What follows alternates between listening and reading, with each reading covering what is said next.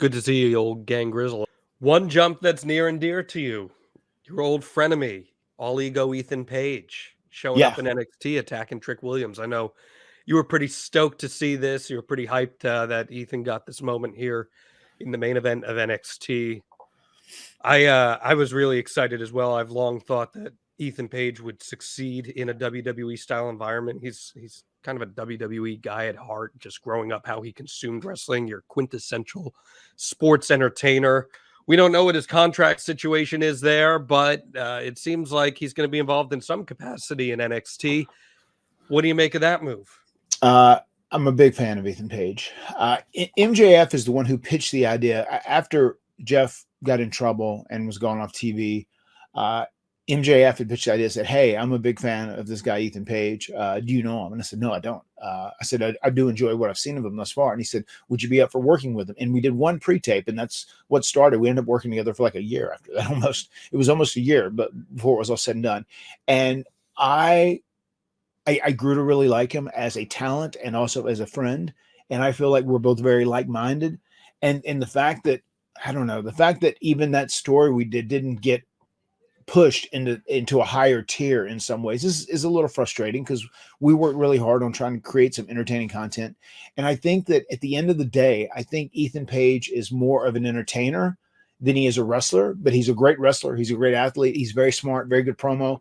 And I feel like his entertainment value overshadowed his athleticism a little bit, and that's why I didn't get a bigger opportunity in AEW. That's just my personal guess or my personal take. But him being in NXT, I think it's the perfect spot for him. I think he could be in there. I think he could thrive. He is a great speaker. He's a great entertainer, and he gets how to stop, how to make the look, how to connect with the audience if he's a heel or if he's a babyface or whatever it may be. He gets all of that. So I think he will do well there. And I'm super happy and stoked for my friend who really didn't want to waste away in his prime years getting this opportunity at WWE and NXT. And I'm excited for him to kill it. Well, and it's so funny. There is a degree of irony in it where, so many times over the years we heard like someone would leave WWE to go out somewhere else and prove Vince wrong, prove the people wrong at the top who didn't see it in them. Cody is the perfect example of that, right? Like, Yeah, so, yeah, yeah. I see where you're so going with this. it's just funny that now those opportunities, those situations are going to exist across all these companies, Sure. even in AEW too. AEW, which was a land of opportunity for many, and it still is for many. As you said, it's kind of carved out what it is, what it looks for. And now there's going to be situations just by nature of existence where if someone doesn't feel they get the opportunity they thought they deserve, they're going to try to go somewhere else and prove that wrong, whether it's WWE, TNA, New Japan, MLW, whatever it is. That opportunity is going to exist, and that's Yeah. just so crazy because that's how the space is evolving. Mm-hmm.